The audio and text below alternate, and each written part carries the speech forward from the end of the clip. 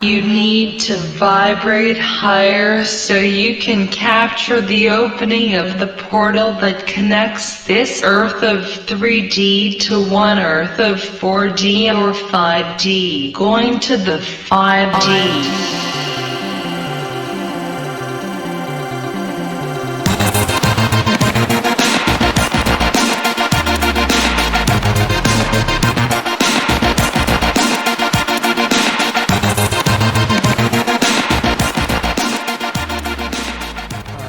We're good to go now. Okay, hello, my name is Phoenix. And I'm Kara. And we are talking in two dimensions. Yay. Yeah, so how are you doing, Kara? I'm doing pretty good. You? I'm alive. So, That's all we can do right now, man. The world's crazy. Yeah, pretty much. Before we get started, I have to issue a correction for the Christmas episode. Oh, shit. During our discussion of Gremlins, I asserted that Joe Dante wrote Gremlins. That is factually inaccurate. Chris Columbus wrote Gremlins. Oh, okay. So, okay. Whoopsie. But anyways, it's a new year. New us is, we're all getting a fresh start. But during the last leg of 2025, we both saw a new movie. We both saw Bugonia, directed by Yorgos Lanthimos. And this film tells the story of a rich CEO of a biomedical company named Michelle Fuller. And she has a very bad day because she gets kidnapped by two people named Teddy and Dawn. And this bad day gets even weirder because Teddy and Dawn kidnap her because they think she's an alien. And everything after that just sort of devolves into craziness. And I am very excited to talk about this film. Kara, what did you think of Bugonia? I really enjoyed it, actually. Yeah. Thank goodness, too, because... after one battle after another, man, this is good. This type of movie is more right up my alley, I gotta say. Like this I thoroughly enjoyed. It was a 1-2 punch later near the end of the film too. Yeah. There's a very particular part where as soon as it happens, it's just one surprise after another. It gets crazy and awesome. I absolutely loved this film. So before I start, gushing about this film, have you seen any of Yorgos Lanthimos' other films? Name a couple of them. Poor Things? No. The Lobster? No. The Favorite? Oh, I've heard of it, but no. So So this is your first Yorgos. Okay, so that's interesting because Yorgos's other films have a very particular writing style. Yorgos's dialogue it sounds as if an alien came to Earth, learned English, and started writing movies, but that's not meant to be derogatory in any way. It is the biggest compliment because Yorgos's writing is so unique and weird. And what's funny about this is Bugonia has a ton of the traits of Yorgos's other scripts, but Yorgos didn't write this movie. A guy named Will Tracy did, and Will Tracy, I believe, was an editor for The Onion. Oh, so, okay. Yeah. So a lot of the satirical elements make sense. Considering this guy was an Onion writer and editor. So, but Will Tracy still managed to capture the weirdness inherent to Yorgos's style. I'm also maybe assuming that Yorgos probably ghost wrote some of this as well. On top of being well written, this film is just masterfully made because Yorgos has such a distinct sort of visual style. It's very precise. It's very eclectic in its use of angles and lighting and color grading, because there are portions in Bugonia that are in black and white. They're used for flashback sequences, and those sequences are pure Yorgos weird surrealism. Like, the first flashback we get is Teddy taking care of his mom, but his mom has like blades attached to strings stuck in her. She's going on about aliens. They look like acupuncture needles, but like massive acupuncture needles. Yes, and then the second one is of Michelle, Emma Stone's character, giving the most corporate speech imaginable about this drug that had like catastrophic side effects, and Teddy is there holding her mother like a balloon. Mm-hmm. Like, it's such weird imagery, and it's such a unique way of quickly expositing backstory. Oh my God, I just want to get into the writing. The review of this film on my channel was spoiler free because I legitimately think this is a go in blind sort of movie, because absolutely, it not knowing what's gonna happen beforehand is gonna enhance and make these plot twists hit so much harder. But I kind of want to get into spoilers because the breadth of what makes this script so good is in how it presents the characters and how it recontextualizes everything after the plot twist. Because initially, the characters of Teddy and Dawn are presented as like, you know, straight up nutcases, like conspiracy theorist, like they're living in their own little fantasy world.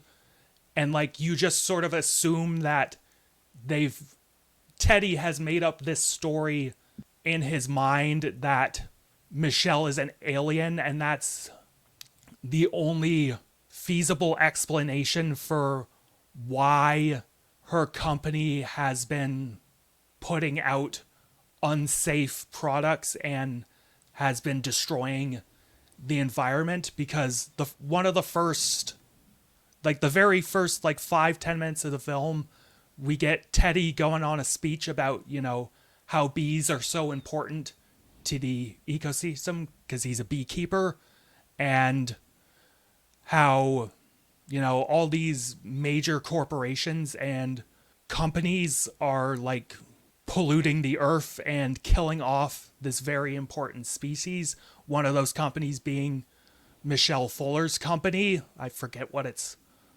called, but either way, for the first like until like the last like 5-10 minutes of the film, we are led to assume that, you know, this whole accusation that, you know, the evil corpo CEO is an alien is just a like crazy delusion. And yeah, like a sort of trauma response. It's a trauma. It's egged on by his mom for starters, and then all this other, like, you know, even Michelle, she brings up that it could just be online forums, like you're in an echo chamber. And we get like a section where Ted is, you know, editing together and creating this animated footage of like a space alien ship. And the film, it leads us at every turn to believe that he is, you know, being fed misinformation online and or making this up as he goes. There's also moments of like reasonable deniability for this whole thing just being a delusion. Yeah. Like, for example, it sort of leads you to believe that this information that she reiterates to him later is potentially from a notebook, Like, I thought that was really well done, because it's like, oh, she just knows all this because she looked at his notes and is just regurgitating that information to him. Yes, no, and that's what I think makes this script so clever, is how they present Michelle, who is played just...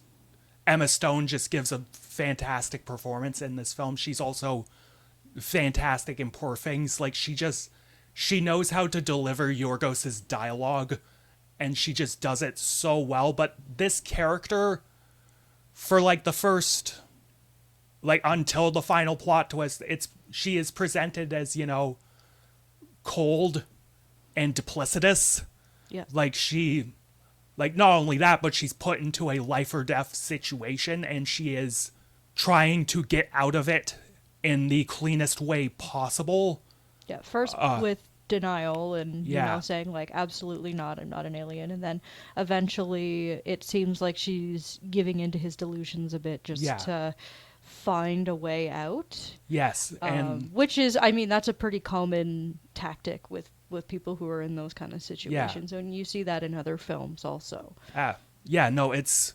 And she also tries to appeal to Dawn, Teddy's cousin, and that character in and of itself is a whole case study, because that is presented as, you know, a mentally, you know, disabled person being taken advantage of by a delusional man who does not have his best interests at heart. Like, it's... And that performance by... because that guy... That was actually his debut performance. Like, that was his first time in a movie. That's incredible. Yeah, actually. no, like, that... For our first-time performance... Oh, that is Aiden Delvis. Thank you, Aiden Delvis, yes. For a first-time performance, it was insane. Like, that... Like, Delvis's performance is the sort that you would get from, like, a seasoned character actor, not from, like, a first-timer. Like, it's just so good, and... Oh, turns out he actually does have autism himself, based on the sort of articles I see here. So if that is the case... Oof. Yeah, no. Yeah, wow. That makes quite a bit of sense then, because I have no doubt that sort of adds to the... Yeah, no,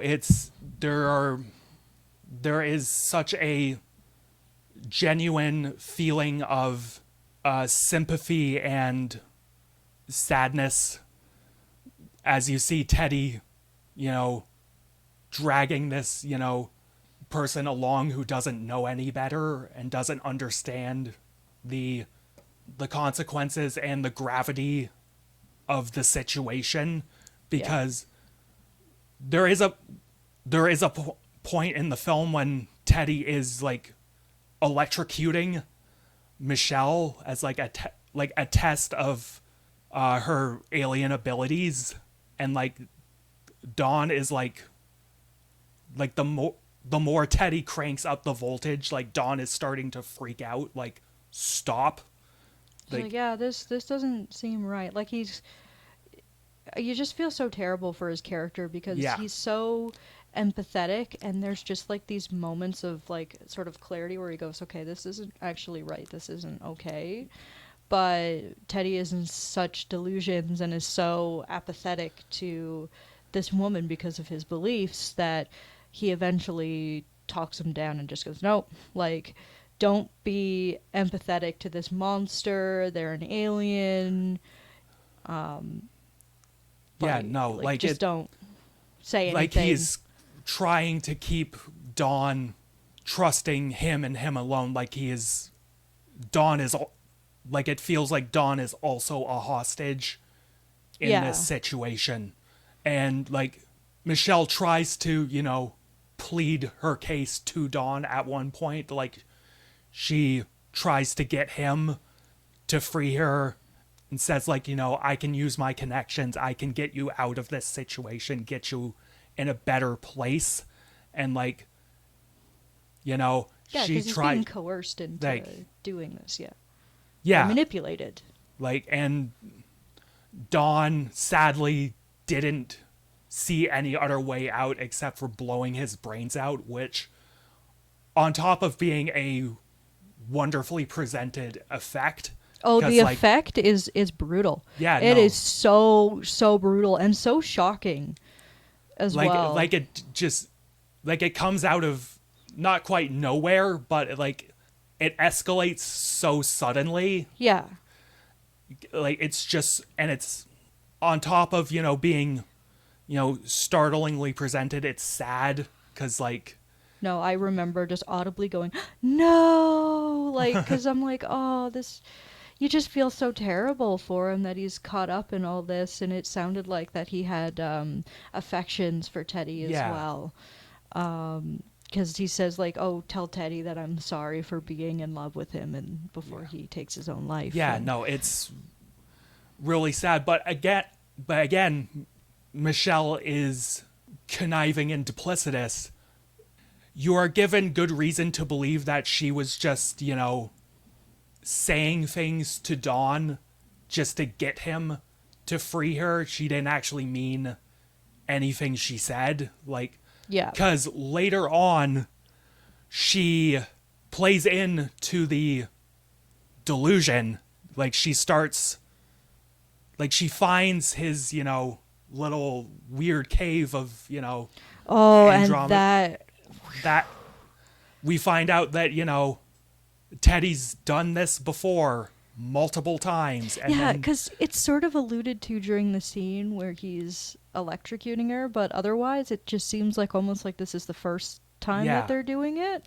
No, but besides his like, no, like last time this happened, it didn't do this, and then you're like, oh shit, he's done this before, and then she finds the room and it's like, oh, he's done this before. Yeah, no, he's a serial killer. Yeah, so. Absolutely. It's like after Don takes his own life, it's like one like punch after another. Yeah, it's like one revelation after another that is incredibly shocking and just kind of like takes it out of you. Like, oh, no. Oh, like, Jesus, man. the fucking, because another thing that plays into this being, a trauma response and just a giant defensive delusion is this one the cop officer Casey, I think? Yeah. Played by fucking Stavros.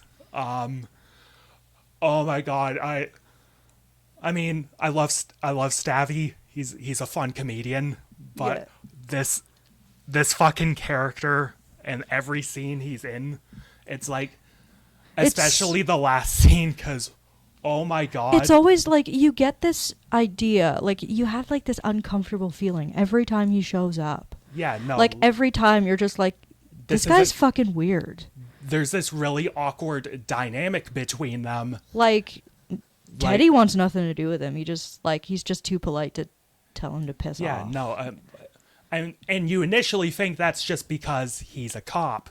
Yeah, and like he's just onto it, but and also that he's just weird and awkward because he's just strange in how he talks. Yeah, no, like you initially think that Teddy's aversion to this cop is just because, he's, a cop and he's just being oddly friendly, but no, that's not what happens at all, because they don't say it outright, but it is implied heavily that this cop, Teddy, and because he was his he was his babysitter when he was a kid, and he's like, no, like I haven't done it since. Apparently it's like a power dynamic thing. Like it was stupid of me to do that to you. I'm so sorry. And Teddy's just sitting there like, it's okay.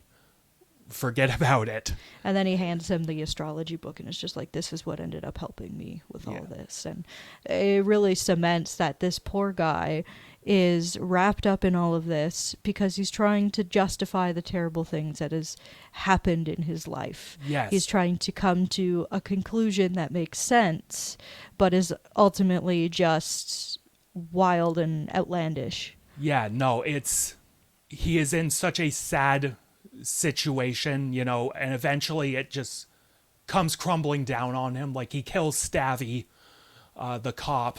Yeah, he throws some bees at him and then whacks him with a shovel. Yeah, and no, it's brutal. Yes, and then eventually he goes to probably kill Michelle, but Michelle starts to play into his delusion. Like, how many Andromedans did you actually kill?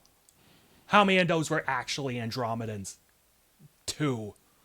And, like, she spins this giant yarn of, like, humans were this experiment of the Andromedan people, like, and when people started being, terrible, like warmongers, destroying their planet, my emperor wanted to pull the plug, but I tried to convince him that no, we can salvage this. So, and your mom is part of that experiment, and we can get her to wake up. I have a special, concoction in my car. It's, disguised as antifreeze. But, if you go to the hospital and, inject her with this special concoction, she will wake up. And it's like, that is fucking cold-blooded. And it's cruel. It's so cruel. Unbelievably cruel.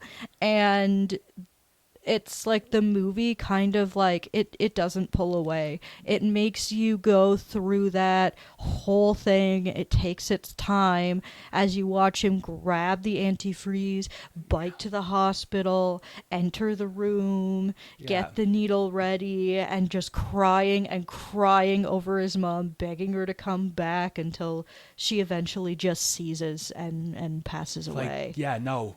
And it's awful. It like the whole time I am just like begging this movie, just like, no, don't do this. This is awful. This is horrible. Like, please don't do this. And then but this man is just so, like, he's just lost. He's so lost in this world that he's sort of this fantasy that he's living in. Yes, thank you. That he just goes through with it because, And eventually, Michelle, supposedly comes up with this, the teleporter to my world, my mothership, is in my office. Take me there. So we can both go up there, and you can make your case for humanity, yada yada yada. Yeah, because he comes back and he's like, "How dare you?" And she's like, "Nope, you did that yourself." Yeah. And then just says like, that's just what you humans do. Yeah. And so she, initially what you think is just her, stringing this, hapless. Yeah, because it looks like she's along. Putting a code into a calculator. She literally is. It's just a calculator. Yeah. It's like, oh, I haven't done this in so long. Just give me a moment to just type this all in. And you think she's just, putting in random numbers. And, she puts, when she enters in this, supposedly random string of digits, she shoves Teddy in a closet and... Well, no, at first she's just like, oh, I should go in first and do it. And he's like, no, I'm not going to, let you go up first and then potentially leave me behind or kill me. Like, it's just this long, you think this is just a long, duplicitous game where she's trying to just get away and get out of the situation. And Teddy, of course, goes in and dies because his bomb vest malfunctions and goes off due to like heat exposure or something. So Michelle gets away scot-free. Oh, it turns out she's actually an alien. Yeah. So No, because like she's in the ambulance and she sees the lunar eclipse. So she just gets out, hobbles her way back to the building. It's so funny too, because the officers are like, hey, this is a crime scene, you can't come in. She's like, no, I'm just grabbing this and I'm gonna leave. And then she goes into the closet and and then she comes out of this giant ooze. And then she's joined by all these fellow Andromedans who are wearing like these giant like knitted ponchos, which is that's a very Yorgos coded the alien scene. world Like is it's so quirky and so, weird. And, after this twist, you realize that everything before has now been recontextualized because Teddy was right. She was an alien, but he was wrong about why she was here. Mm-hmm. And there was a line when Teddy was, working at his packing job, and this one girl was going on about her, like, I think. Oh yeah, her wrist was all messed up because it got caught in machinery. Yeah, no, I think she got denied workman's comp or something. And Teddy said something along the lines of, "It's okay, everyone's gonna get what they deserve shortly." Like, and when we see the Andromedans discussing, it's clear that this, human experiment is not working. These little monkeys are fucking awful. Mm-hmm. She decides to, pull the plug on everything.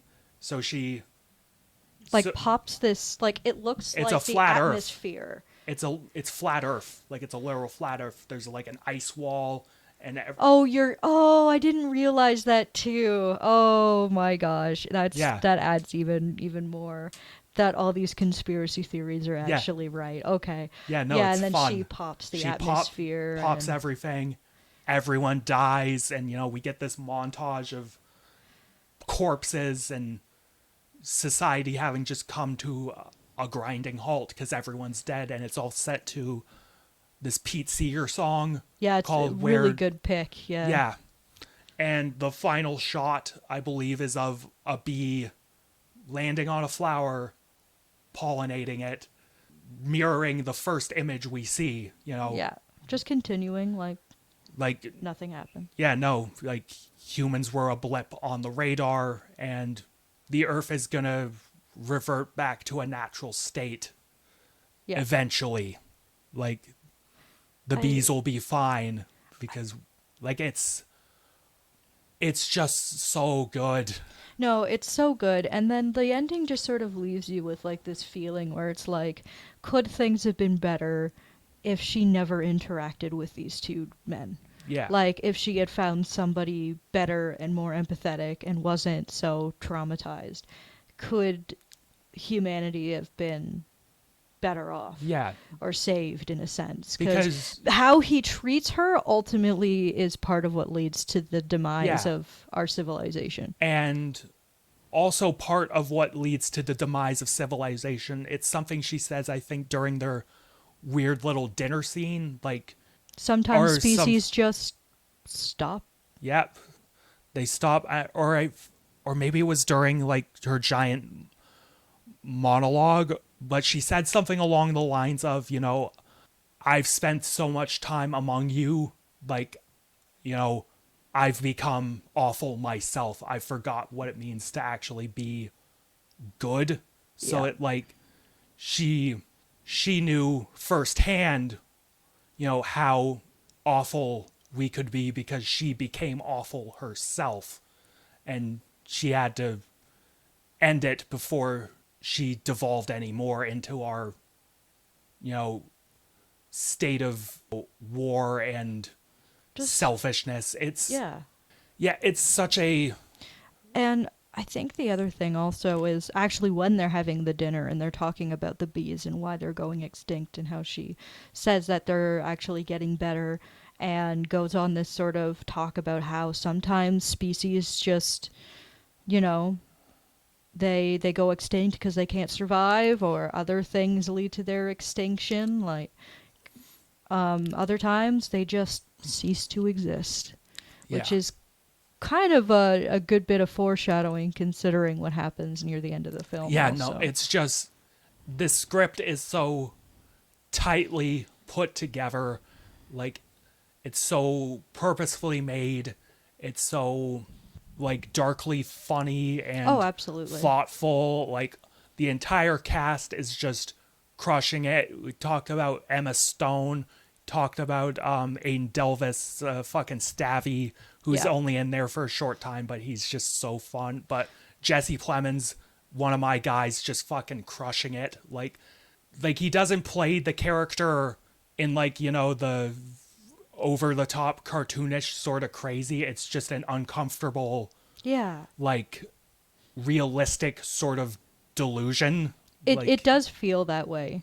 And I feel like the other thing that I really enjoy about this movie is it's not just like, you know, oh, this guy's just a crazy conspirator. It's just like it really does focus on his trauma and his reasoning for coming to these conclusions. He's not just crazy for no reason, let's poke fun at the conspiracy theorist. It's like, this poor guy's been through a lot of shit in his life. Yeah. And this is all just a result of all of those things. He's sort of like a victim of the terrible nature of humanity that this woman was, you know, trying to fix and investigate, essentially.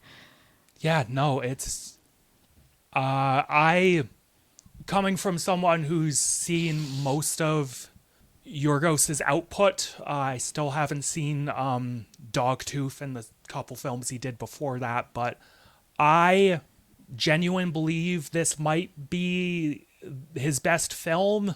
It's most likely going to be my favorite of 2025. It's most likely it might land in the top 10 of my 2020 list. Like it's just so good. It's just everything I want out of movies. And I am, 10 out of 10. I love this movie. Yeah, no, I'm with you on that, actually. It's just so... It's nice to sit back and see a movie where all of the details weave into the plot and how they all play a role in making it, you know, cohesive and by the end, you know, like the little things that you sort of see here and there, how they're contextualized and then recontextualized. Again, like you said, it's a very thoughtful, well-planned movie. Like I'd say I agree with that is like a 10 out of 10 because it's really well done. Fuck yeah. So now that we have Bugonia out of the way, it's recommendation time. And our theme for this episode, as we mentioned last episode, is something I've called the art of the debut. We're talking about directors' feature-length debuts, so like no short films, no any of that. Were the first time they made a feature-length film that they themselves made. And so we're going to start off with my pick, and my pick, just give me a second to get my notes. My pick is Darren Aronofsky's 1998, I want to say, debut, Pi. This was a low-budget film. It was made for like a little over $100,000. Oh dang! Okay. Yeah. It's a cheap, relatively cheap film.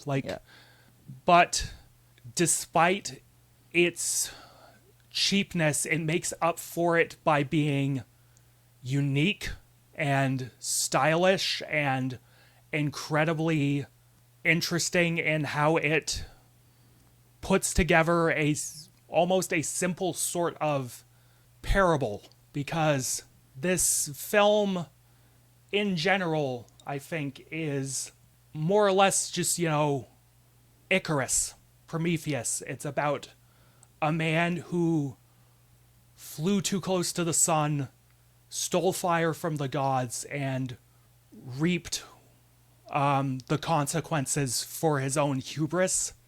And like from the opening credits, which is stylish, you know, it's just long strings of numbers and like sketches of brains. Yeah. Like it's all set to this crazy breakbeat. The score by Clint Mansell is fantastic. I believe the piece that plays over the credits, Pi R Squared, I believe it's called, like, it was good enough that it got like music video rotation on like MTV. Oh, dope. That's actually really cool. Yeah. So yeah, and then at the end of the credits, the opening credits, the screen goes white, and it opens on our main character, Max Cohen, played by longtime Aronofsky collaborator, Sean Gillette. And he tells a story that is repeated throughout the film that pretty much sums up the entire film. When I was 6, my mother told me not to look at the sun. Then I looked at the sun and I went blind. And after that, the headaches started. And after, the whiteness of the screen fades, we see him in his like cramped apartment full of like computer equipment. Like, there's a deleted scene from this film that shows him like scouring, piles of like, trashed computers and stuff, scavenging equipment. Mm-hmm. So like he clearly isn't making enough money to put together, a proper rig. Like, it's just all, hand-me-down parts, like trash, refuse. So like basically, as he's going about his day, we see that he's a very awkward individual. Like, he doesn't, take kindly to, dealing with people. Like, there's this, Middle Eastern girl that, is clearly, being friendly and flirty with him, but he's like very awkward around her. And there's also this little girl that just thinks his, mathematically brilliant mind is like a game.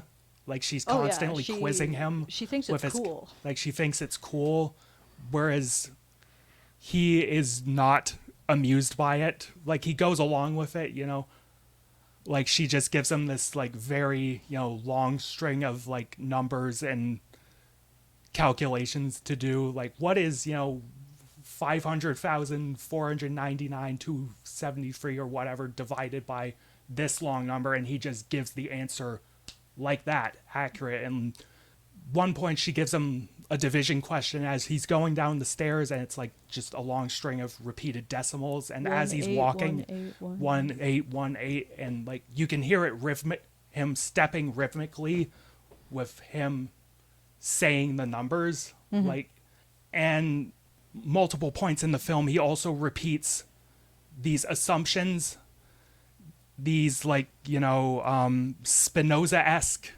baseline assumptions about the world. Point one, mathematics is the defines all of nature, there are patterns in everything, and this is when we get his what he's working on. So he's trying to find an underlying pattern in the stock market, and that is pretty much going to be the most important thing in his life, because everyone sort of gravitates to the work he's doing. Because we start off with, this businesswoman who's, constantly hounding him about his work, trying to set up meetings and whatnot, and he doesn't care. And rightfully so. Like, mm-hmm. He just wants to study numbers, do actual science. Like, she's clearly after money. And then later on, he eventually meets a Hasidic rabbi, and he is studying, number theory in the Torah. And like, both those things are the basis of the rest of the story, because the businesswoman and the rabbi want what Max is doing for their own reasons. And he's just, trying to, unlock the secrets of the universe for his own knowledge. But clearly, because he gets so little social interaction, the only friend he really has is like his mentor, Saul, and he played by Mark Margolis, a recurring character. He played the Sosa's bodyguard in Scarface. He also plays Hector Salamanca in Breaking Bad. So, oh jeez, yeah, recurring character. So Max and Saul regularly get together and they play Go, which is a very complicated game that was invented in ancient China. Is Go Japanese or Chinese? I think it's Chinese. Like it's the black and white tiles. Yes. Yeah. So I think that him and Chinese. Saul regularly, get together and play this game. And Saul in these scenes acts as a, sort of a grounding. Yeah, like a straight man. A straight man to Max's sort of, obsession. Like he constantly tells these historical anecdotes. Like, I think the first one he tells is of Euclid discovering the formula for like density. The whole, like, Euclid's in the bath and he has this sudden realization after working for so long, eureka. And yeah, you can measure density by putting something in water. Yeah. Because its weight will ultimately change the level of the water, because they were having an issue with being able to tell the difference between gold and like fake gold. But there's obviously a density difference between them. So, yeah, you can put it in water and measure it through how much it goes up. And of course, Max, being as obsessed as he is, doesn't quite get the lesson of the story. And Saul has to be like, take a break, stop working so hard. Like, the breakthrough will come, but you can't just constantly think about it. Mm-hmm. And so eventually, as he's working, Max runs, a prediction set from his giant, scrap supercomputer, and it spits out, a couple predictions, then a giant string of numbers, and it fries his computer. And he initially he thinks it's just, random, like it's just a glitch that just fried his computer. So he throws it away. And little does he know, eventually he sees a newspaper one day and it showed that the predictions the computer spat out were correct. And he realizes he's onto something. So, but this also begins his downward spiral, because during, I believe, this sequence, there are recurring images and people that show up when he's like on the train going from place to place. Like he sees an old man singing and sitting there. And there's also this young rabbi with a bleeding hand. And like, this imagery is all just sort of showing how paranoid Max is. Yeah, you can really feel his paranoia throughout this entire film. And part of that is because of how Darren Aronofsky shoots this film, because like it's a cheap film, as I mentioned, relatively. Like it's shot on I think 16 millimeter. It's in high contrast, black and white. So if you notice, like the white part of the black and white is quite bright, and then the black part of it is like super dark. Like it's a very unique palette for this film. Like it's this contrast between burning bright light because of the whole sun story, and then there's this just black abyss of endless sort of knowledge that Max is going down, this dark rabbit hole. And the way Aronofsky shoots it, it is all like super close cramped. It's very guerrilla. Like, him and his crew were just running around fucking New York City, shooting in random places, you know. Gotta do what you gotta do, man. Yeah. No, and like there's another deleted scene was just a camera test. Like, Sean Gillette had a camera attached to him. Like, there's some perspective shots in this film where Sean Gillette has the camera attached to him and he's like running or just walking. Like, there was one of the deleted scenes you can watch is him just going to like a corner store, getting something to eat and just walking down the street. And like the people on the sidewalk walking by him weren't, you know, extras or anything. They were just, you know, New Yorkers just walking by him. They were just looking at him like, And then like a rabbi, like a legit rabbi, just walked by, and you could see Sean Gillette just sort of snickering, like he thought that was kind of cool. But yeah, no, it's such a cramped, claustrophobic, and paranoid sort of visual style, and it fits this character perfectly. So as the more Max becomes obsessed with this set of numbers and these predictions, the more his headaches start to rear their head, and these sort of sequences are very surreal and very like frenetic and unnerving at times, because I think my favorite recurring image is in this film is the first time we see it. Like, Max is, you know, following this trail of blood in the subway. Yeah. And on the stairs is this like rotting brain. Yeah, it's covered in flies and ants. Like, and Max just pokes it, and we hear a train. Pokes it again, we hear a train, and as he keeps prodding at it, a train just comes by, and that signals him to wake up. Like, it's a weird way of showing like how his mind is degrading and how he is losing touch with reality. And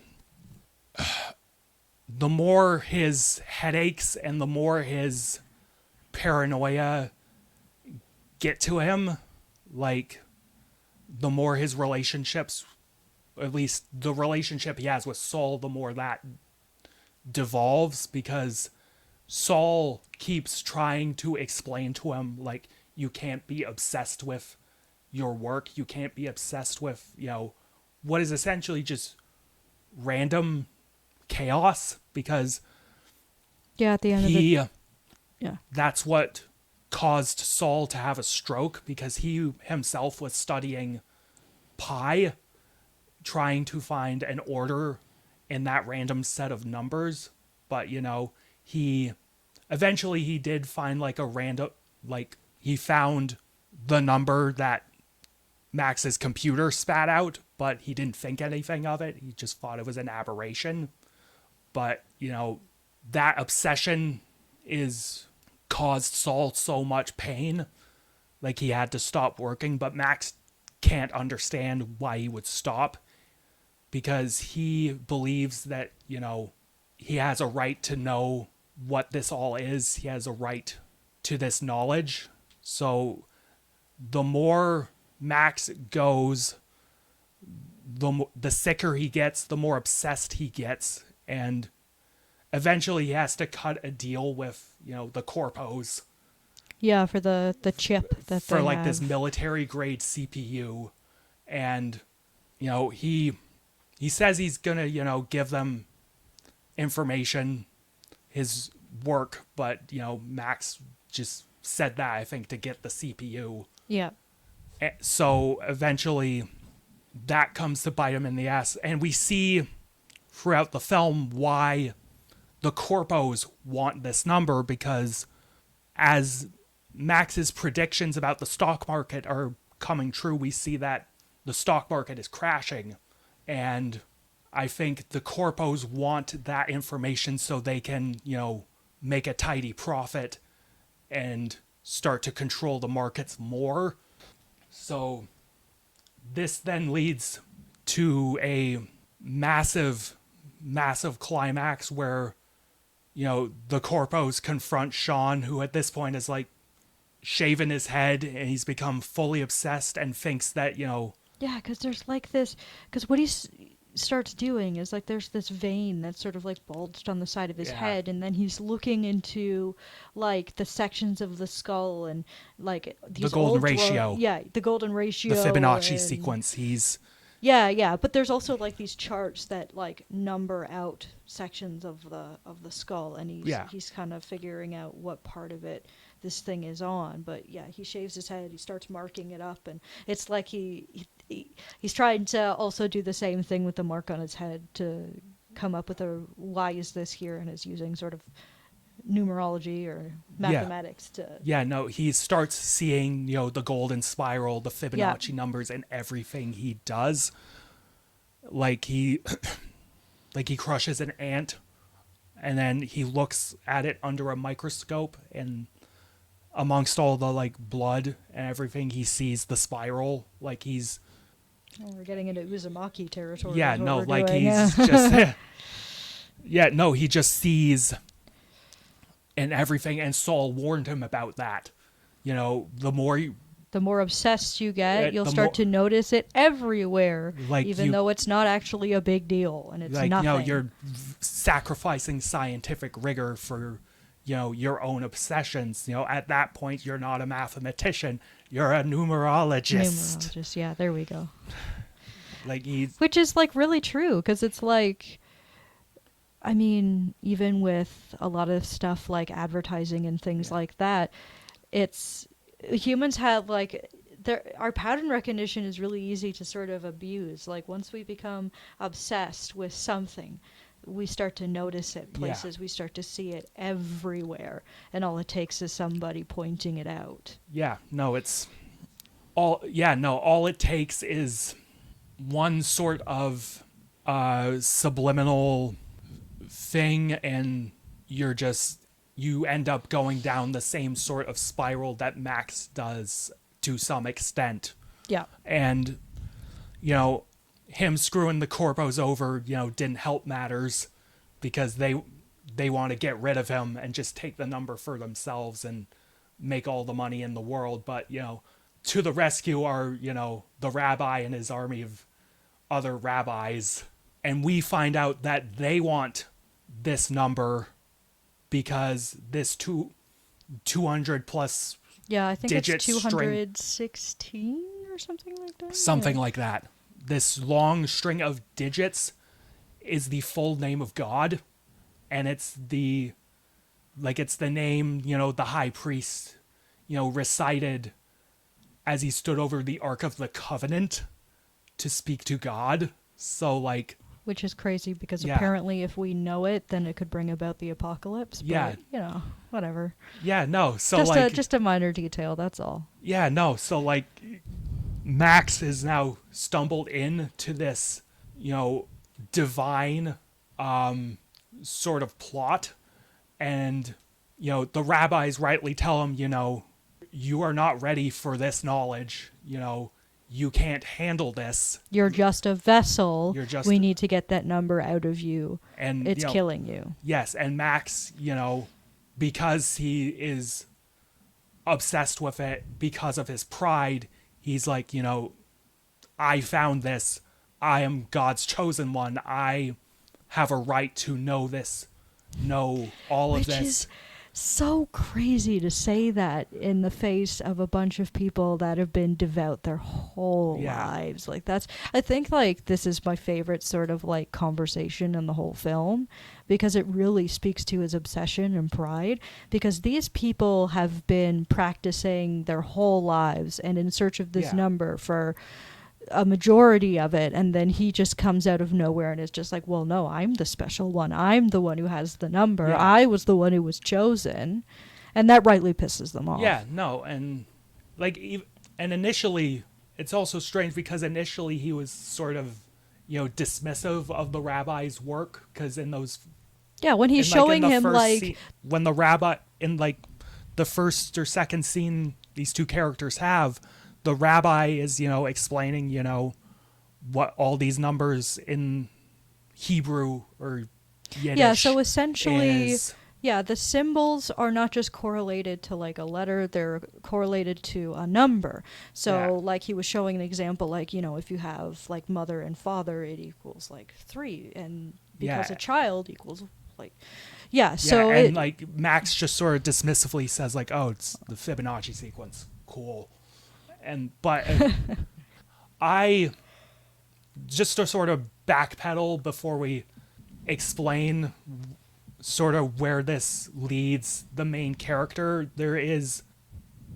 I loved the way sound was used in this film to communicate how distraught and distressed Max's mind is, because not only does the score sort of communicate this, because outside of the frenetic breakbeat pieces, a lot of the score is just like droning electronics, this like throbbing hum in the background, and sometimes it'll just rise to like uncomfortable levels of volume, because it really speaks to his tension.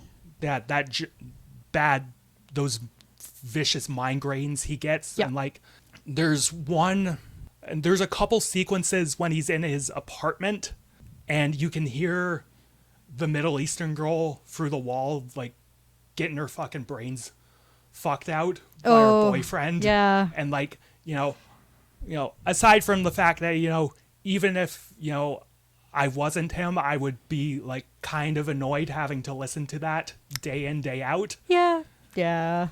Like him trying to do work and think, and also he's probably a bit smitten with this girl, like he doesn't want to it seems like admit he it, is, but he clearly likes her. And there's another deleted scene where this girl's boyfriend corners him in a hallway and threatens him, but I think Aronofsky cut that scene because it messed with the pacing, and that's fair actually, and also because it was a bit redundant, because you didn't need that scene to communicate the ideas of him being paranoid and obsessed. Oh yeah, the rest of the movie does that well enough. And I actually sort of like how to the point this movie is. Like it's direct to the point, snappy.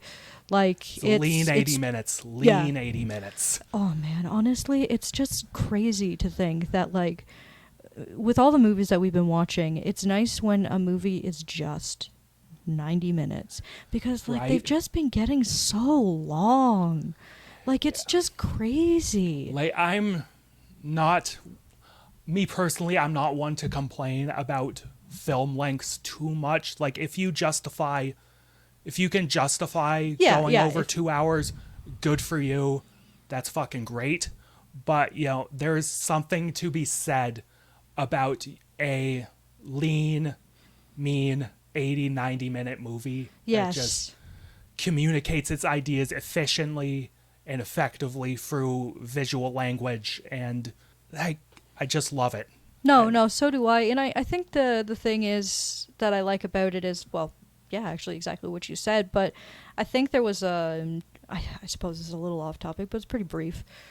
There was an article that I saw that apparently these companies are making movies longer on purpose because they don't want you to do a theater marathon. They want you to just watch one movie and piss off, because they want you to commit to their movie. They don't want you to buy tickets for anything else. Whereas, like, if you watch a 90-minute movie, you can be like, all right, let's go get tickets for the next one and just hang out at the theaters. But no, with 2 hours, you're like, hell no. Let's go. Let's get out of here. We're done. We watched our movie. So which is, bizarre, because as big movie chains and theaters are sort of going slowly declining in terms of profitability, you'd think that you would want to, keep people there spending money on, as many movies as possible, but, like, No, fuck it, yeah. That's a whole other discussion. I suppose we could do an episode one of these days where we talk about Yeah, it. we could. There's just been a decline of like blockbusters that put asses in seats. Yeah. They're like, it feels like there's been a decline of movies where you're like, that needs to be seen in theaters. Yeah. So many of them are like, okay, I'll just wait.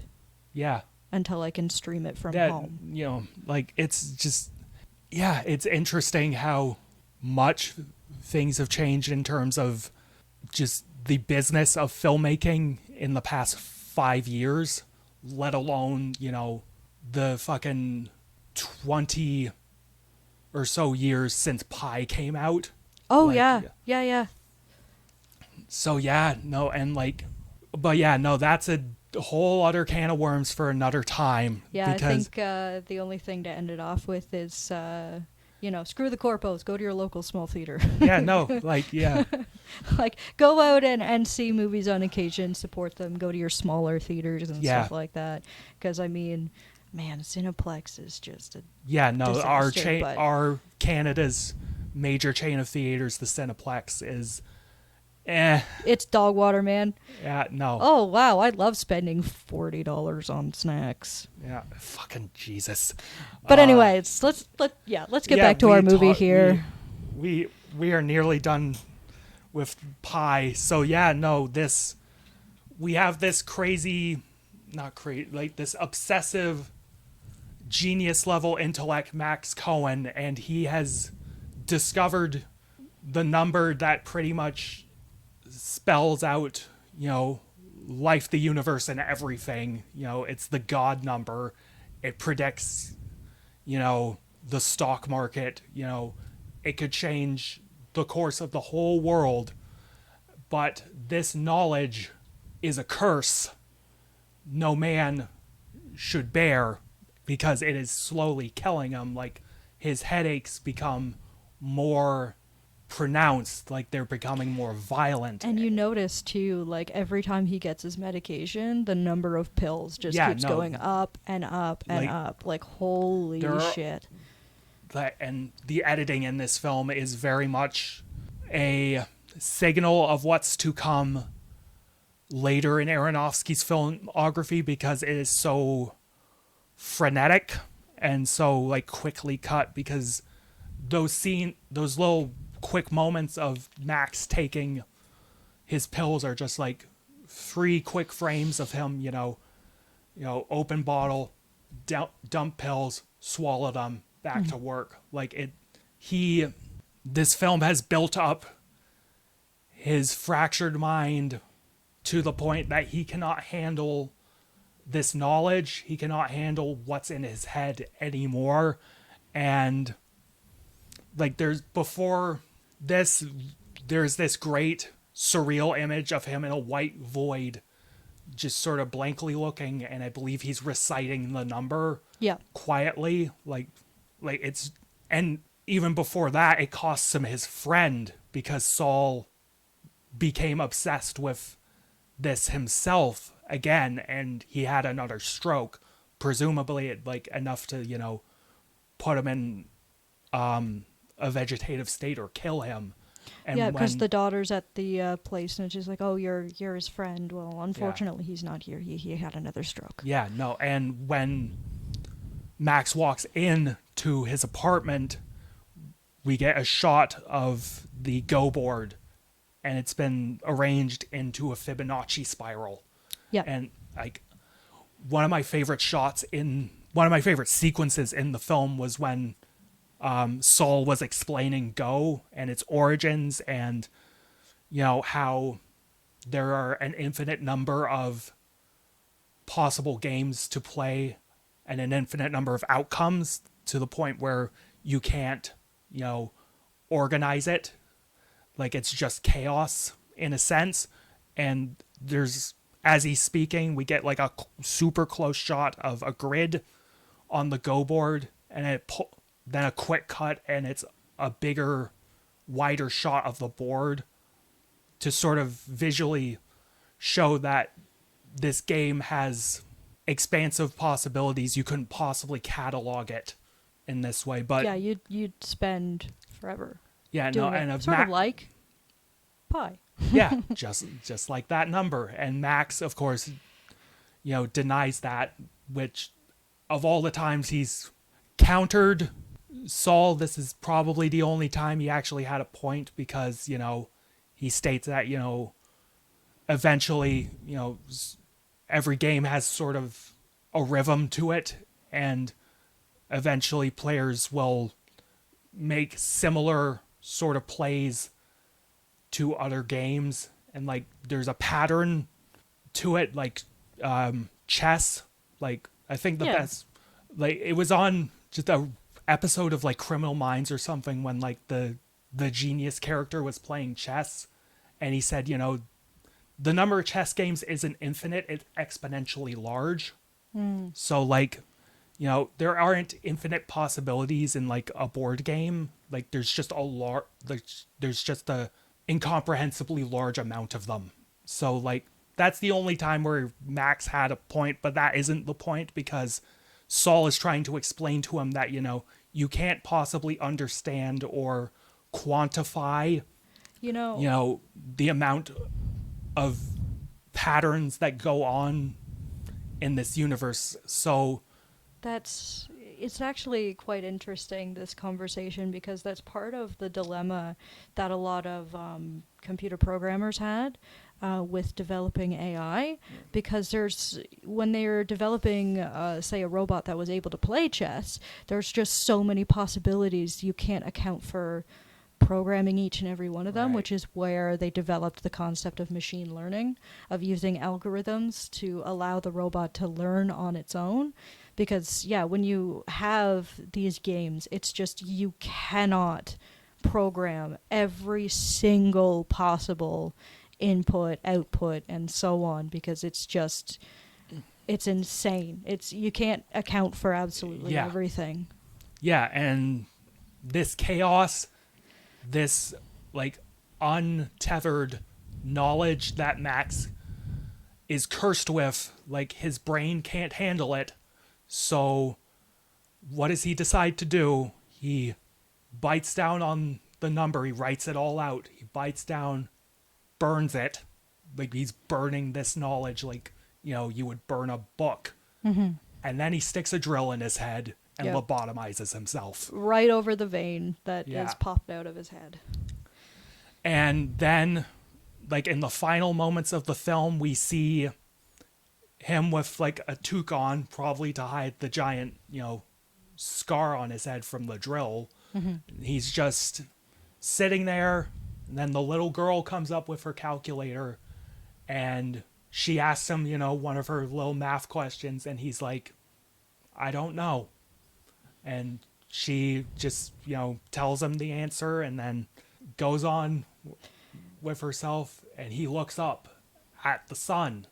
It's implied that, unlike the other times, he doesn't really see anything up there, because that story throughout the other times he's told it is sort of this way of explaining that he is searching for knowledge, and he is trying to find knowledge where other people say you shouldn't look. And so when he now looks up into the sun, he doesn't see knowledge, he just sees, the sun. Like there is... And he seems almost at peace. Like he's well. Yeah, no, he's in a sad way, he's now content with his life.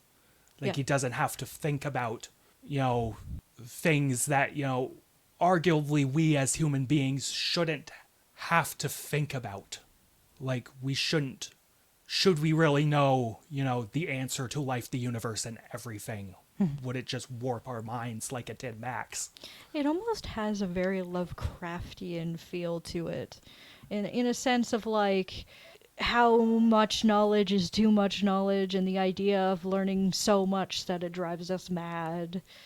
Yeah, no, I can sort of see that, especially with with the brain. Yeah. The brain image that constantly pops up. Like, it's... Because, like, I think someone made a good point. There was a little video that I was watching. Someone made a good point.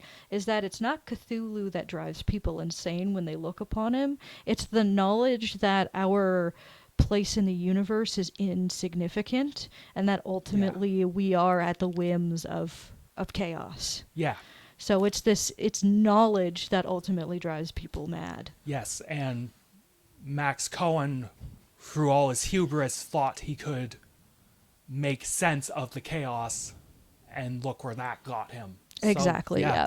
And that's Pi. That is Darren Aronofsky's debut. I love this movie. I think it's everything I want out of a debut feature film. It is a young, hungry director looking to prove himself and wanting to make something that is quintessentially him and damning all others.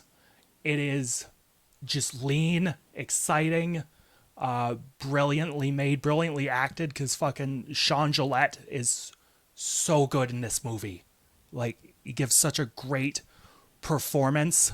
So does, fucking Mark Margolis. The lady that plays the corpo lady, she was great as well. She started off like so, innocuously. Hi, how you doing? Oh, you're not feeling well today? To, I'm gonna kick your ass. Yeah, no, and then she just turns into like, the most like nyuk, like evil villain ever. We want the number. It's survival of the fittest. So good. Yeah. Oh my God,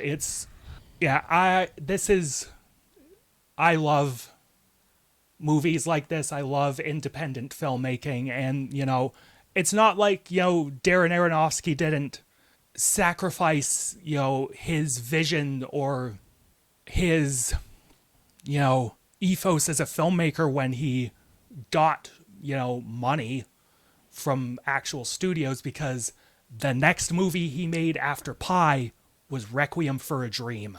Oh shit. Yeah. So this Pi is such a wonderful debut. It is one of the best debuts ever, and one of the best films of the 90s, one of the coolest films of the 90s.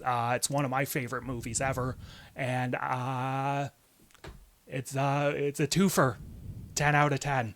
I'd say I'm more of like a 9 out of 10. Okay. Mostly because I understand the visual component of the high contrast black and white, but it did get a little hard to look at sometimes, and a little hard to comprehend what was going on. Which is like kind of a downer with a visual medium. Like, I understand the logic behind it, like why it was like high contrast black and white, but it was hard sometimes to sort of look at. But otherwise, like, this is a really, really solid film. Yeah. I'm like, oh, makes me feel smart. Well, I mean, yeah. But yeah, it's a really well made, really well told story. So yeah, it's fucking great. Fucking great movie. And so now it's time for your recommendation, and this is like completely different, like way out there compared to fucking Pi. Or even Bugonia, because we talked about two very, very serious sort of films about like obsession and paranoia, and now I'm just like, oh, hey everyone, here's Lupin the Third. Yeah. So yes, Lupin the Third, The Castle of Cagliostro, was the directorial debut for Hayao Miyazaki, who would of Ghibli fame, of course. Yes. So yes, this was his first film after being an animator for Toei for years and years and years. So, we'll get right into that. So, our story follows Lupin III, aka Wolf, and his companion. They start out by doing a heist on a government casino. But it turns out all these bills are counterfeit. They're all fake, but they're really good fakes. So they track down potentially where these fakes are from in order to, make a lot more money if they can get their hands on the plates. Or they can take it over. So yes, we follow our sort of gentleman thief character and his gang trying to sort of figure this out. Turns out, though, that in this sort of foreign European country, the lord of the area is trying to force the princess to marry him in order to uncover the family treasures. It's a very what surprised me about Lupin the Third, this film, The Castle of Cagliostro, I appreciated in part how well the story was constructed. There was plenty of twists and turns throughout it, and they were all well set up, even if some of it was predictable.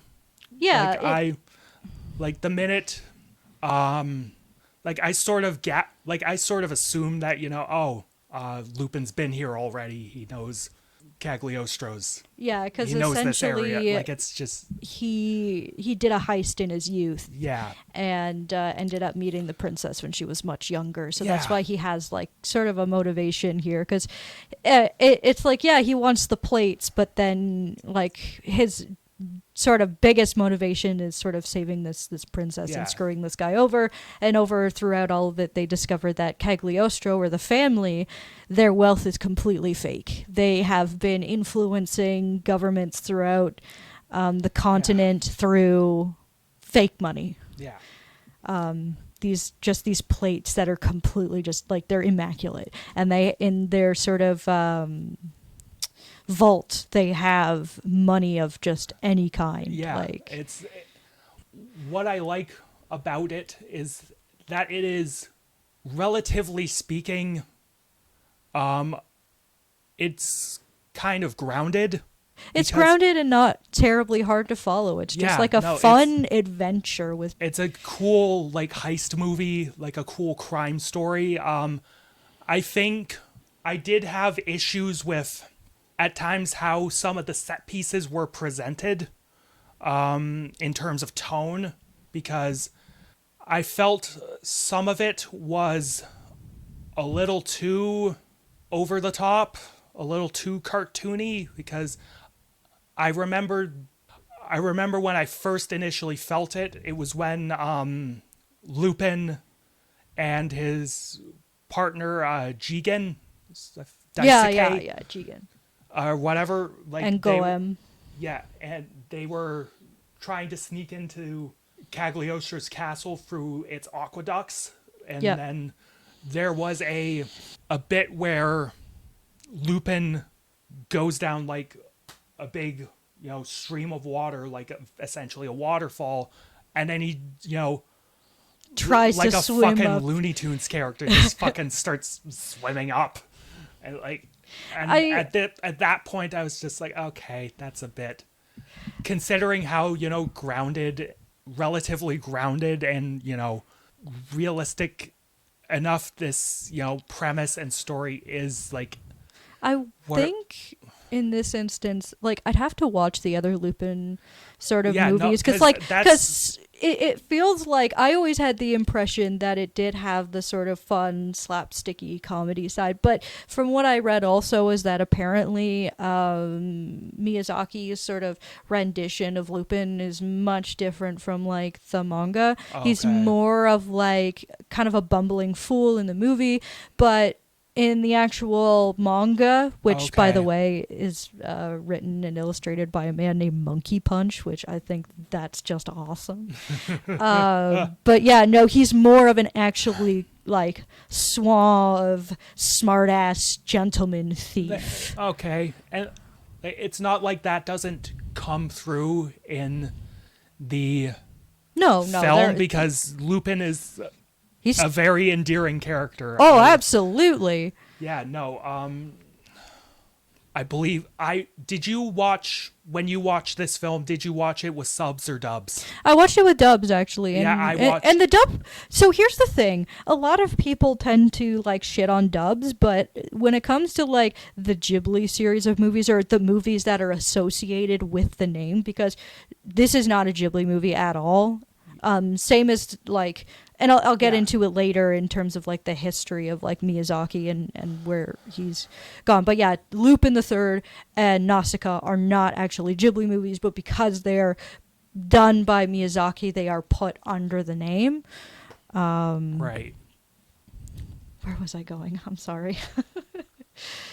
I mentioned watching either the subs or Oh dubs. yes, And we were, the dubs for Ghibli movies are like usually like 10 out of 10. They're always pretty good. They get some big names on them, and the people actually take it seriously. Like, I think it was after I watched the 1998 Trigun, I was like talking to someone. I said, I swear the best dubs are when people just act. They don't try to sound Japanese. They just act like they would normally. You know, because as soon as they try to act Japanese or do the weird inflections that you see and stuff, like it takes me out. Like, it's so awful. Like, I can't stand that. Wow. Oh my gosh. I can't believe he called me cute. It's like, no, man, just, I'm out. I'm done. I'm sorry. I'm watching this in fucking Japanese. Like, I'll do, because personally, I'd rather not read subtitles. I will watch a movie with subtitles, but I like, if the dub is there, I'd rather do that. But if the dub is bad, it's subtitle time, man. Like, okay, fair enough. But no, the dub is really good. The dub is really, really good for this film. I rented this film off YouTube. And I did the same. So I believe the dub that we hear is the original one from the 90s, and Lupin is voiced by, I believe, a man named Bob Birkin, something like that, and he really brings about this character's charm and charisma. Absolutely. Like, he's so entertaining as this character, and like the film, even though it's a bit too cartoony for me at times, like the character's charm and like the general quality of the writing still kept me relatively invested. Like, maybe near the end I got a little exhausted with how, garish and over the top it was getting. Yeah, that's fair. I mean, like, personally for me, I like the classic Japanese slapstick kind of stuff. I like how fun the animation gets, like especially the car scene at like at the beginning and then the one after, where like I just love the animation on how the cars are falling apart and just how fluid everything is. I love like old anime, like 70s 80s. Oh gosh, style. It's especially because it's partly because it's hand drawn, like there's actual the cell personality painted to it. Like, it's, but I love how expressive and like, like, again, cartoony the characters look. They're all just so fun and so imaginative. So aside from, how cartoony the plot could get, the set pieces, I should say, how cartoony these set pieces could get for my taste.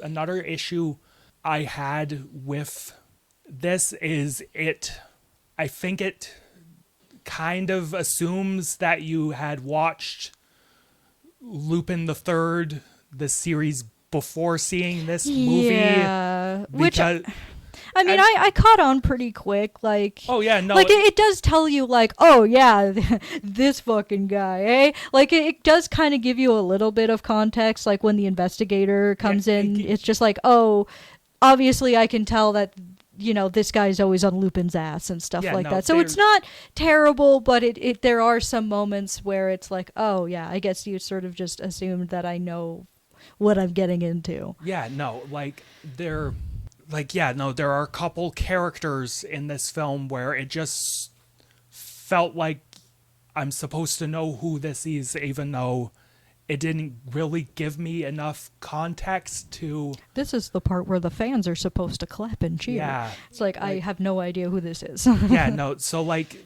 they introduce the blonde lady, I think her name is Fukoshi, something like that. As, like, she's in disguise as Cagliostro's, like, secretary or something. And there is this wonderful, wonderful shot where she hides behind a painting and, like, she's looking through, like, the eye holes, and then very Scooby-Doo. you see it from the side of the painting, so it looks like a realistic looking painting, but then you have these little, like, anime eyes. Yeah, it's good. In the eye holes. That it was so cool. It was so trippy to look at. But, like, you know, again, the film just assumes that I know who this blonde lady is, and it's like it does vaguely explain her relationship to Lupin later, but it's like, am I supposed to care? Like, what are we doing? Should I have watched the fucking anime that came before this show? Yeah. This movie? Like... No, I think, like, I don't know. For me, it didn't bug me too much. I sort of caught on to things, and it does at least a decent job of explaining the relationships. Yeah, no, I will concede that it caught you up well enough for you to understand it, but it's still... It's just like, oh yeah, I used to love Lupin, or, you know, the investigator who's just like, you know, I've been on Wolf's case for, like, years, and, like, you know... There's simple enough archetypes that you can just understand them well enough.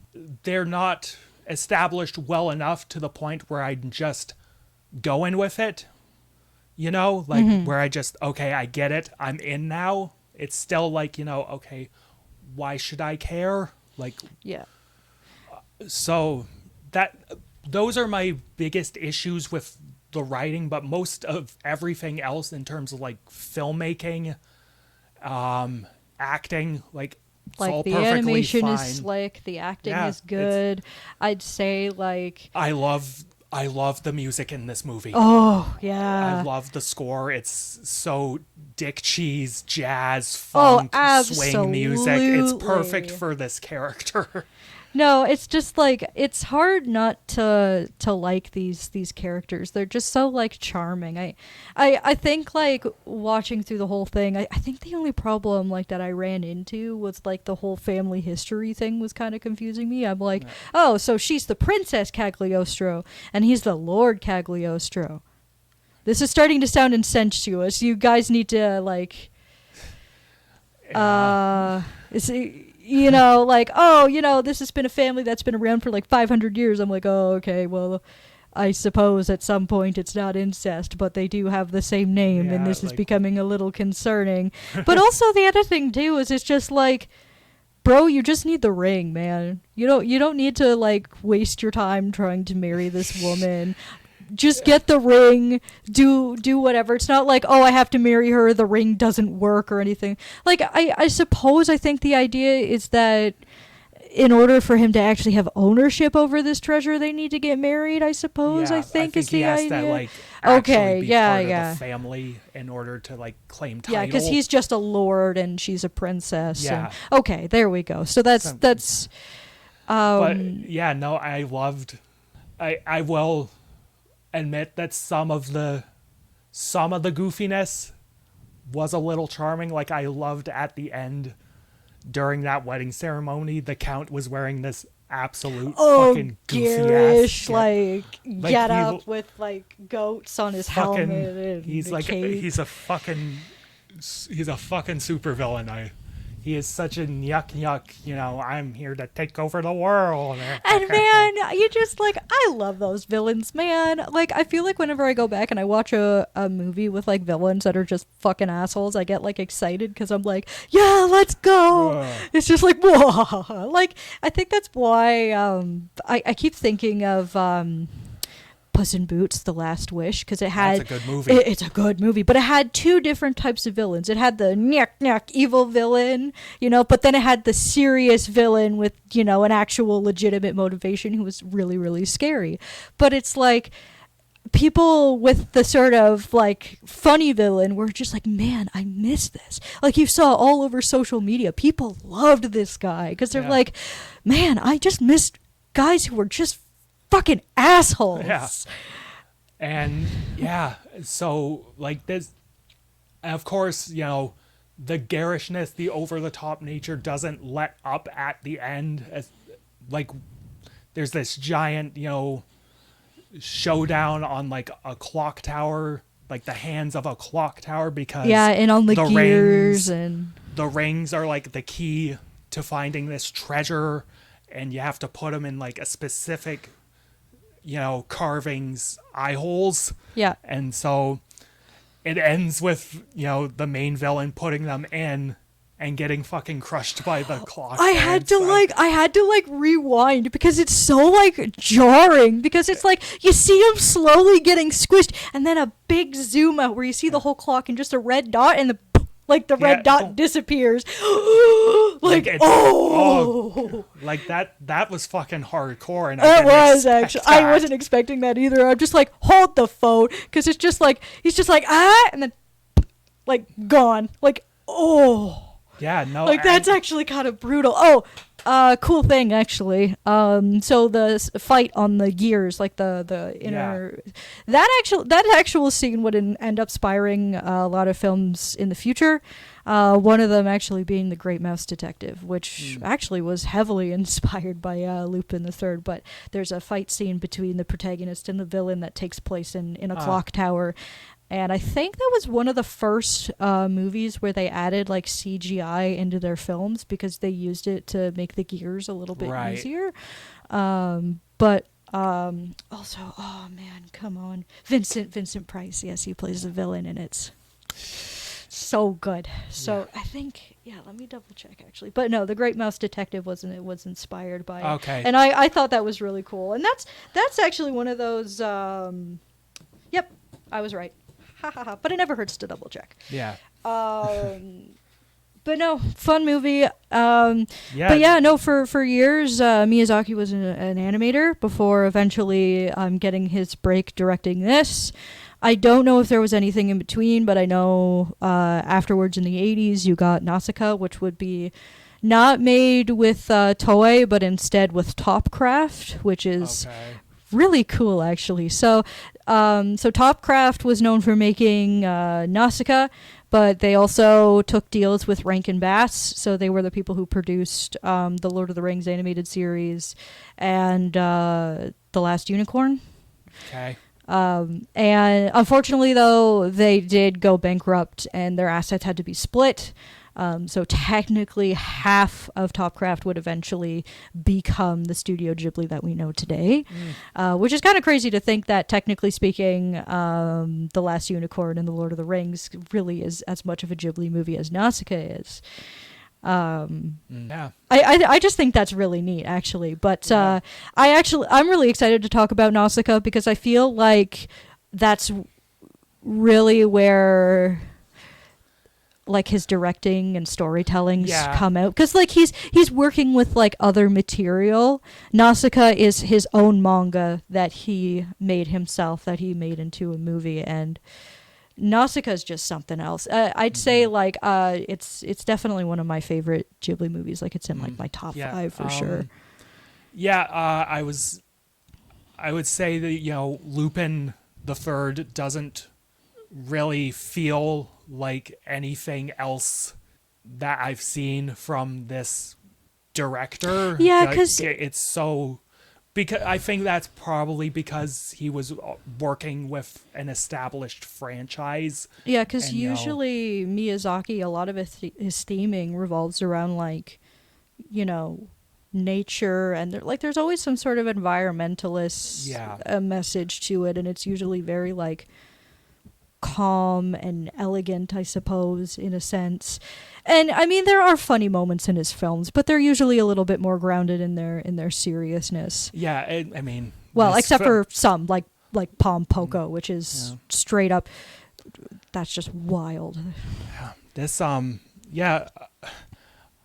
love that Lupin the Third's garishness just keeps escalating until the end, because the plot twist is that the treasure of Cagliostro is a perfectly preserved Roman city that was hidden underwater. Like, okay, cool. Sweet. All right. You know what? Why not? Yeah, no, this, like, it was interesting in general seeing where Hayao Miyazaki got his, big break and start as a director. And Yeah, it's interesting. And it's going to be interesting seeing the rest of his filmography, because this is, again, so different from, a film like Spirited Away. Oh, absolutely. Spirited Away, Nausicaa, Princess Mononoke, like it's just so different. I mean, you can kind of see it, like his style coming through in a lot of the quieter scenes. Yeah, the ones that are sure. just like so beautiful and focused on like the scenery and just taking everything in. Like there are some glimpses of this is Miyazaki. There was one particular still frame near the end of like the flooded castle, and like just the water, the way it was drawn, the way it was shaded was just absolutely gorgeous. Like there was a rising sun in the background. Like it was absolutely beautiful to look at. Mm-hmm. Like clearly there was a voice. There's a voice coming through in this film. It's just apparent that we wouldn't see it until much later. Yeah. Yeah, no, I thought this film was fun. Mm-hmm. I'm not sure if any of the other Lupin stuff is worth my time. Is it? I think so. It might be. I know that in 2019 there was a CGI animated Lupin movie. I was actually really interested in seeing it because the CGI animation in it actually looks top notch from the trailers that I've seen. So I think I'd have to do some research. I know for sure that one I'm going to probably be watching on my own anyways. Okay. Because I am very fascinated to see where Japan is going with its CGI. Because it's kind of like Japan is sort of the opposite of America, like where America is like super obsessed with CGI, that they have lost they just don't innovate with 2D animation anymore. But then you have like Japan, who is constantly innovating with 2D animation, but then they're a little bit behind when it comes to CGI. Yeah. Which, I mean, it's kind of a shame that we can't have a balance, because it's not like I hate one medium over the other. It's just being a Canadian, you just kind of get sick of CGI after a while. Yeah. But no, I'm really interested in it because I'm just interested in seeing any 3D animated film that actually pushes the medium in terms of its like boundaries, because like I feel like we have such an issue with just trying to make it more and more realistic, but there's so many cool things that you can do with 3D. I mean, just look at Spider-Verse. Yeah. Those movies are so visually unique. They're so interesting. They're so well done. Especially the way they use the frame rate. Oh yeah, we are going to be talking about that. Absolutely. Like I think we're going to do. Eventually, we will talk about the Spider-Man movies. Oh yes, absolutely. But no, like it's crazy how DreamWorks and Sony of all fucking studios, considering its backlog of animated films, has proven that you can do so much with 3D animation, and just Disney like they don't give a fuck. They're producing the same stuff over and over again. I suppose if we actually wanted to get into a little bit of animation news, they did release the trailer for Hopper, and people don't give a shit. People don't care. People are saying that it looks like Pixar AI slop. Yeah. Like the characters, it's the same sort of self-depreciating millennial humor. Yeah, I don't like the villain is a white CEO. It's about rebellion. It's got really annoying like humor to it. Like people are just done, man. People are so fucking done with this shit. Yeah, I think you sent me like a trailer or something for it, and I think literally just the one message I sent was like, is this the new Pixar slop or something? Yeah, and it's such a shame because, and I mean like, I feel like it's a shame because Disney Pixar has such a good catalog, man. Like, back in the Renaissance period, like, you got, like, sure, it's like a normie pick at this point because who the hell doesn't like The Lion King? But The Lion King is like, it's phenomenal. You got Beauty and the Beast. You've got Hercules. You know, getting into the 3D era, you've got Toy Story 1 and 2 and 3. Toy Story is one of my top 5 favorite movies. I love Toy Story. It's like, like The Incredibles, which, I mean, The Incredibles has got to be one of like the best superhero movies out there. Like, absolutely 100%. It's such a shame watching them fall the way they have, because when they are like these really creative individuals that try to push boundaries, they made some really good industry leading films. Yes. Which, I mean, actually, funny enough, we'll get into our picks for our... Okay. Yeah, for our next thing. That said, before we get into that, actually, let's give Lupin a rating, and then we'll let's wrap up Lupin. I want to tie this into our next episode here that we're gonna. Yeah, fucking Lupin the Third. Fun, entertaining little movie. You know, I would have maybe appreciated it more if it was just that tiny bit more grounded, less cartoony, because I dug the tone in part. I dug the characters. I just, I just didn't like having to feel compelled to watch a whole other cartoon. Yeah, fucking cartoon. Like, but yeah, no, it was cool seeing where Hayao Miyazaki, one of the most highly beloved directors and animators, got his start. It's cool. It was a fun little history lesson. I'm feeling a 6.5 out of 10 on Lupin. Yeah, it's a 7 Okay. for me. And that said, when I watch the 2019 version, I'll let you know if it's like Lupin is actually supposed to be a little bit more grounded or not. Okay. But yeah, no. So just. Do we want to... Yeah, no, I think that wraps up the discussion of our recommendations for this episode. So let's get into what the next episode's going to look like. Yeah, and our next movie picks, Happy Valentine's Day. We're going to be talking about some good old romance films. So, being my topic, I've decided to pick a very lovely little animated film called WALL-E. Oh, interesting. Yes. I haven't seen that since it came out. No, So, cool. It was about time that I actually talked about Disney Pixar's library. And again, like, when they were innovative and pushing boundaries, they made some really good stuff. Because personally for me, WALL-E has got to be my favorite in their entire library. And it's funny because it is a romance film, but people don't usually think of it as like the first thing they think about is romance. So I'm really excited to talk about it. I'm really excited to get into Disney's library, or Disney Pixar's library, I should say. Dope. So yeah, since the topic is just going to be straight up romance, my pick is just easy, locked in. We will be watching... Oh, he's pulling it out. Yeah, I have Blu-rays. I just want to check when it was made. We will be watching Richard Linklater's 1995 classic Before Sunrise. Oh, in my opinion, probably the most romantic movie ever made. Sweet. All right. I'm excited. I've never heard of this one before.